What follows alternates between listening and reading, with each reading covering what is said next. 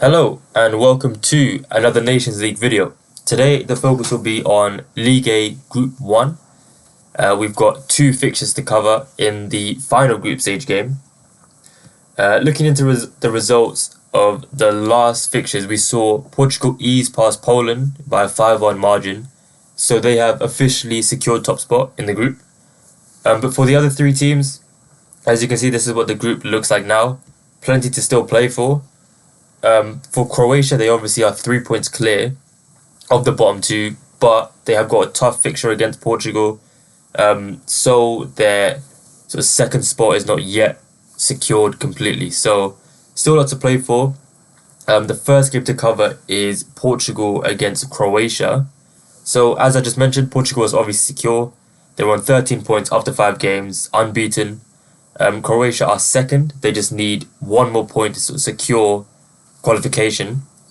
From what I've seen previously, I don't think Portugal roll over here, even though they are obviously away. They've secured the top spot. They won't roll over. They won't just give up. It'll be a tough game, I would say, for Croatia. With that being said, the first game I would say is quite a tough fixture to navigate in terms of finding angles in. For me, duels are not really a target. And looking into the data of the last head-to-head fixture between these two confirms the idea. There was only 11 fouls in the entire game, 5 fouls from Portugal and 6 fouls from Croatia. Similarly, there was only 27 tackles, so not really a target. It's quite a cagey game. Neither side are particularly aggressive in their press. No player really jumps out from either side as a prolific fouler. And given the context of the game, I think it's probably best to give fouls, dual markets a miss for this one. However, shots could be of interest. There were plenty of chances at either end in the last head-to-head, as Portugal managed 15 shots, Croatia 13.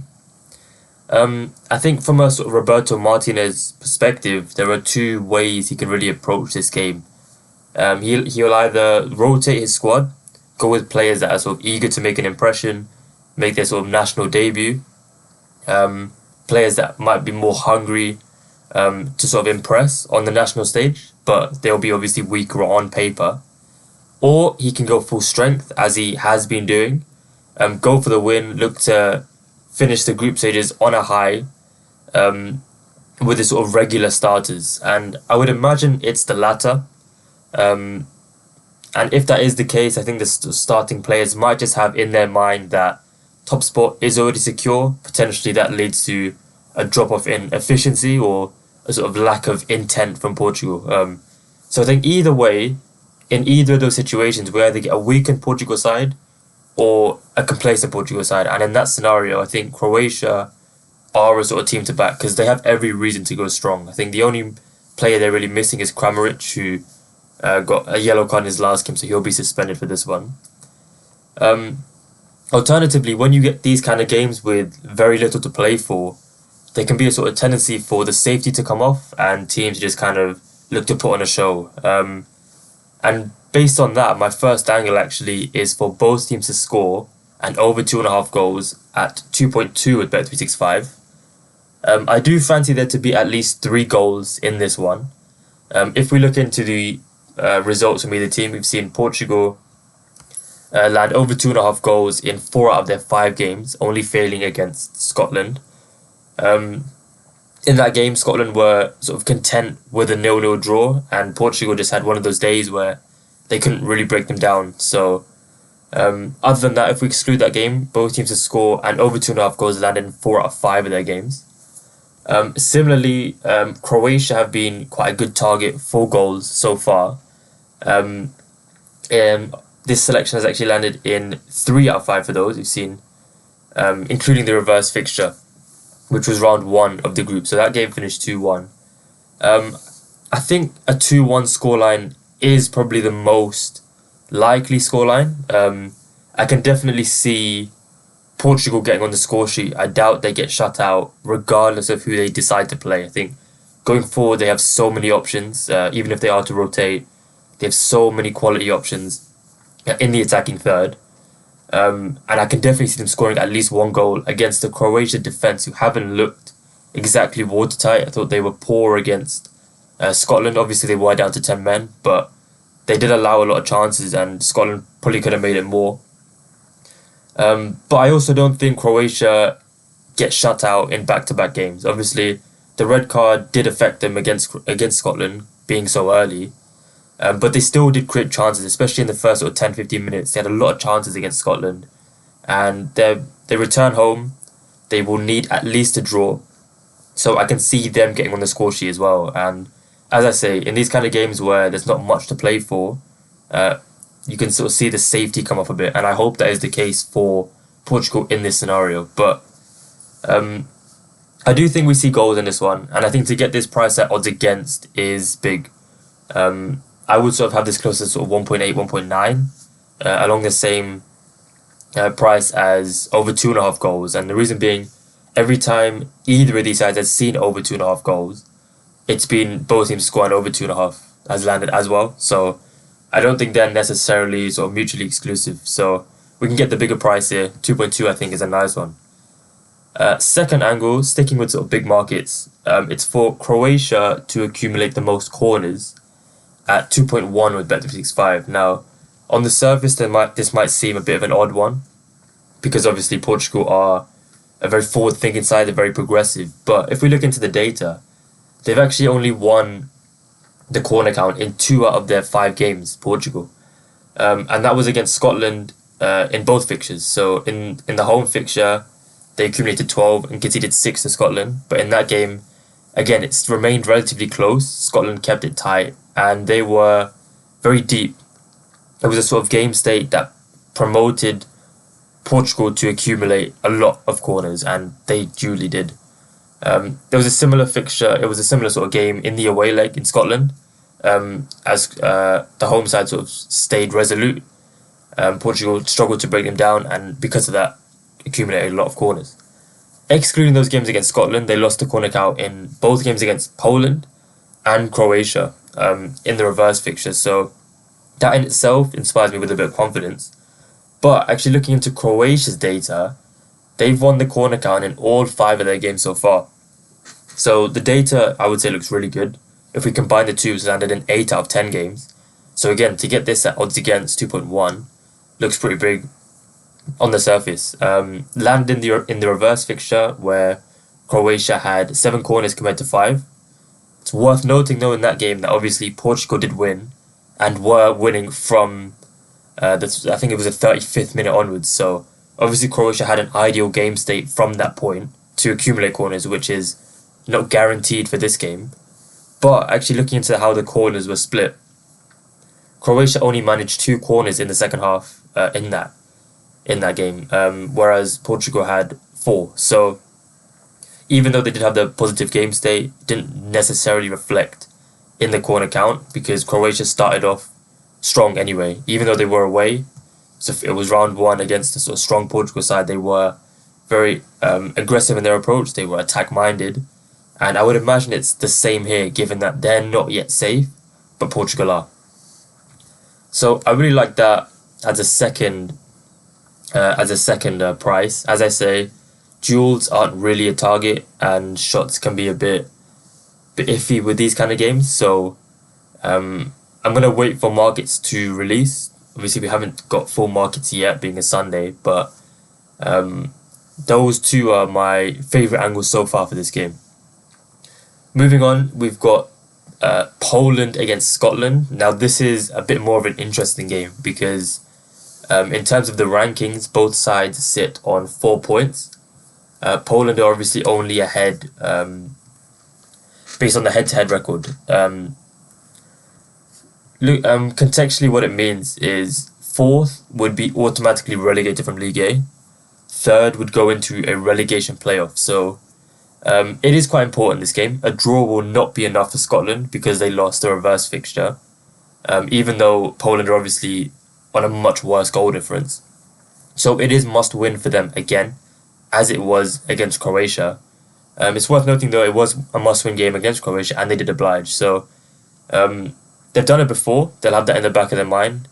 They do travel to Poland for this one. It is away, which makes things a bit more difficult for them.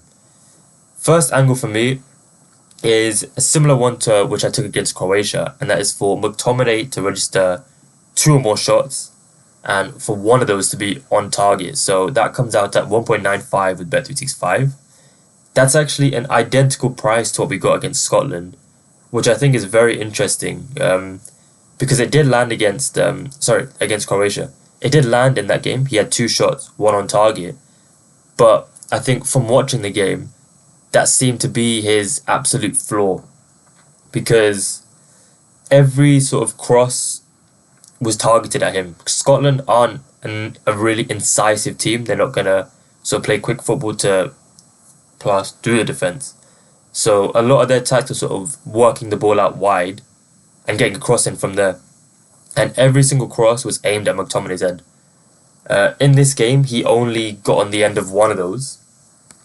The ball just didn't seem to break to him. A lot of the times he got very close. But it did still land, even because of that. And I think he was unlucky not to get more in that game. In the end, I sort of benefited because I only went for the main line. But with this game, in a sort of better matchup against Poland, I think there is definitely ladder potential.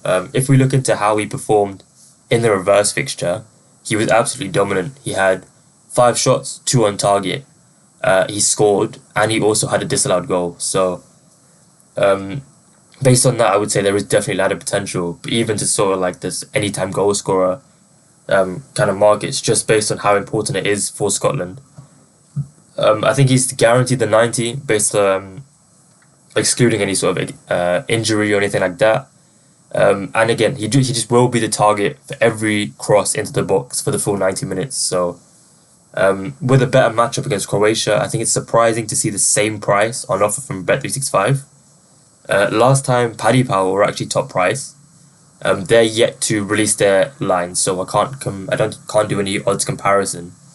But if they do open any bigger, I think it's a smash hit, and definitely has ladder potential.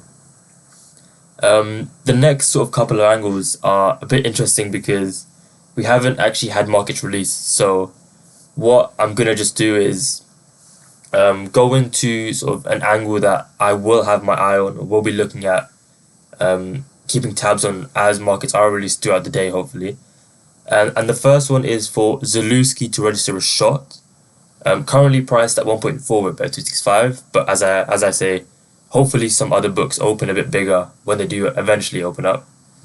If we look into his heat map against Portugal, we see something very interesting. Now, bear in mind this game, Poland had just 34% possession, and they lost 5-1. If we look into his heat map, we can see Zalewski getting very, very forward, getting into very, very good advanced areas around the sort of edge of the box here, which is an ideal place to shoot. It's just a good position to be for shots, getting into the box as well. And if you look at his heat map, this is not a fullback. This is not a left fullback. This is a winger. Imagine this is him against Portugal away when they've lost 5-1. Look at the advanced positions he's taken up. If we think how he's going to perform against Scotland at home, obviously a much better matchup, and it's a must-win for Poland. I just think he has to be a target for shots.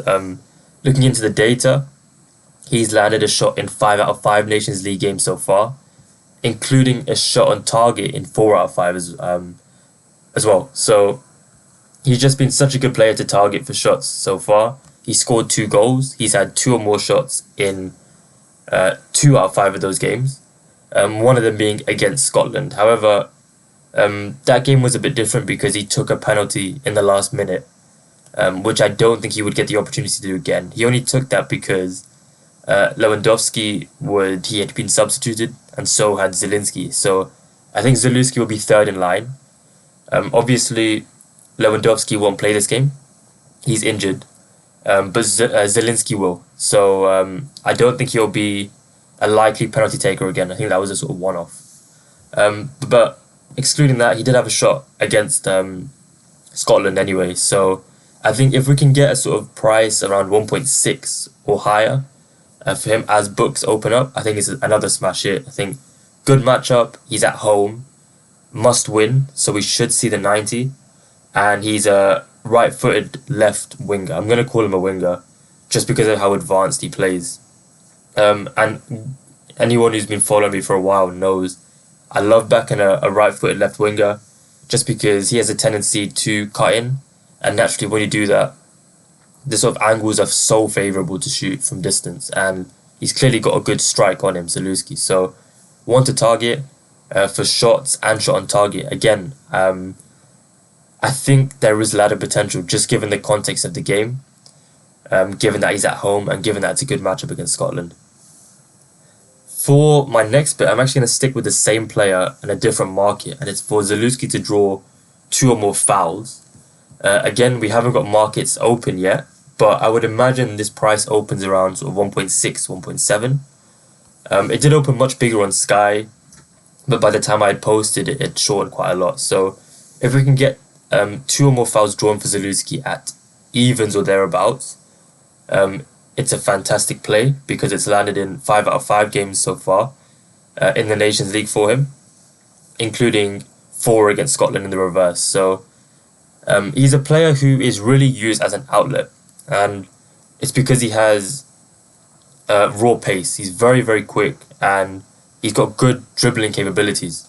He sees quite a lot of the ball for Portugal on the sort of left wing, and he does sort of tend to go down quite easily. So what you see quite often is he gets the ball, runs forward, gains a bit of ground, and then buys a free kick sort of around the halfway line. And that's so helpful for his national side because it drags them out of their low block and gets them on the front foot, just sort of to alleviate pressure. He's so good at that, and that is reflected in his fouls drawn counts.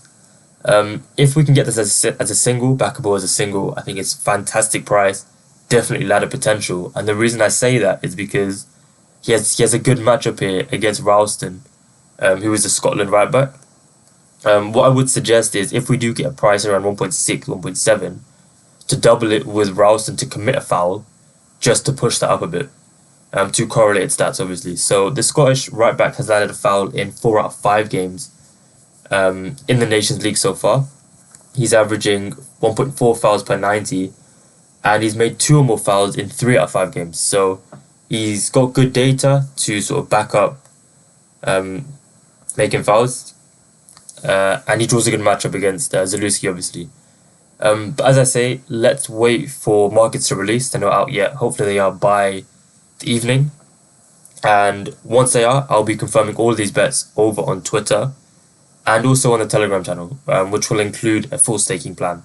So make sure you're joined up if you're not already. Links will be in the description. It's the last few international games now. Tuesday is the sort of final set.